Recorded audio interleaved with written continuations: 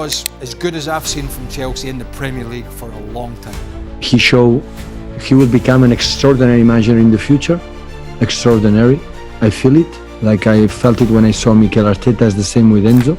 Imagine a system where you see 5 midfielders in the middle, fullbacks shifting their roles, and each player, including the goalkeeper, taking distinct positions relative to one another.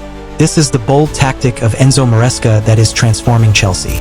Having previously worked as an assistant coach under Guardiola at Man City and with Manuel Pellegrini at West Ham, he is now showing remarkable signs of becoming a top coach. So, what positive aspects of Enzo Maresca's tactics have been observed so far, and what challenges within the football club could potentially hold him back? Let's talk about it. Enzo Maresca's tactical philosophy revolves around possession-based football and positional play with quick passing and patient build-up from the back. With 4-2-3-1 formation, but during the build-up it evolves into a dynamic 3-4-2-1 with inverted fullback creating a double pivot and the striker comes back to assist the number 10. This shift helps the team pass the ball better from the back and keep control, even when the other team is pressing hard. This strategy makes the opposing team push up and press aggressively, which leaves their players out of position. This creates space in other areas where Chelsea players can get the ball and pass it to open teammates. This approach helps Chelsea quickly switch from defense to attack, taking advantage of the open spaces. Maresca always had clever game plan to beat the press when he was at Leicester as well. He also uses his goalkeeper to outnumber the opponents when they press high. If the opponents try to put pressure on the build-up with man-to-man marking, he positions the goalkeeper as an extra player in the defensive line, creating a 4-man line. This approach often gives his team an advantage, as it typically creates a 2 versus 1 situation. Even if some players jump on the goalkeeper, this results in a free man in midfield, which helps to progress the build-up. Another benefit of this strategy is that when the opposing midfielders press Chelsea's defense, goalkeeper, and that free midfielder, it leaves their own defense exposed and creates a big gap in midfield. If Chelsea successfully wins the ball in this situation, they can take advantage of the open space. We have already seen Palmer's goal against Wolves, which came about because of this approach. It's only few major games that Chelsea has played this season. From what I've observed so far, under Maresca's management, Chelsea plays tricks to draw opponents out of position and outnumber them in their own half in different ways, whether it's done by pulling huge amount of opponents' players or by risking the position of the goalkeeper.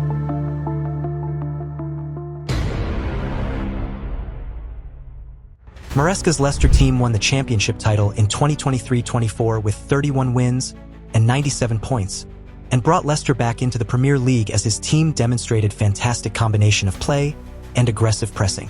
His team also got a pass accuracy rate of 89.1%, which is the second highest in the championship.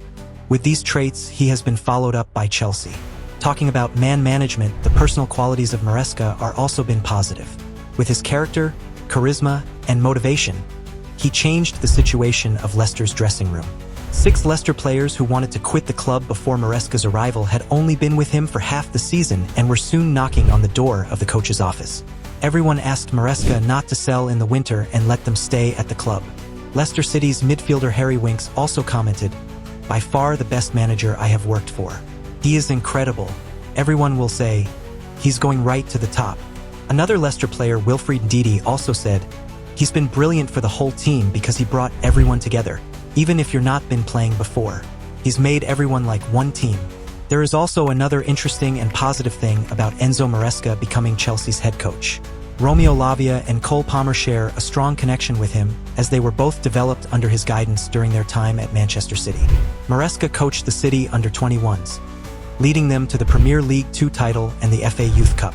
Both Lavia and Palmer were key players in his team, with Palmer eventually being promoted to the first team. So, Maresca knows the strengths and weaknesses of both players, enabling him to deploy them effectively. Palmer's creativity and attacking versatility, along with Lavia's midfield control, can be maximized under his guidance.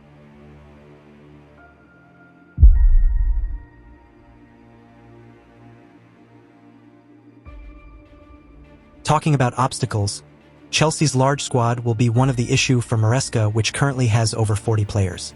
Managing such a big group will be difficult, especially when compared to Arsenal and Manchester City, who only rotated 25 players last season. By using fewer players, those teams were able to maintain consistency, stability, and cohesion in their positional play, as both of these teams rely on highly organized, fluid systems, where players need a strong understanding of their roles and positions.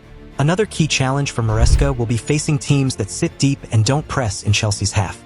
For instance, they played well against Manchester City, Liverpool, and Newcastle, who pressed and created space for Chelsea to play their preferred style. However, Chelsea struggled to maintain that same level of performance against Everton, Nottingham Forest, and Fulham, as these teams employed low block during the game. In fact, their game plan was effective against Chelsea. Not only now, but since their last Premier League title in 2017, Chelsea has consistently struggled against low-block defenses and counter-attacking teams. Managers like Mauricio Sarri, Frank Lampard, Graham Potter, and Mauricio Pochettino were all unable to formulate an effective and consistent strategy against such opponents. Historically, Chelsea's title-winning teams weren't possession-based. They thrived on physicality, high intensity, pragmatism, and fast-paced play.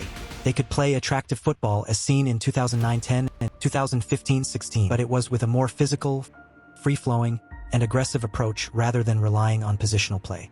Ultimately, these challenges will be tough ones for Maresca to overcome.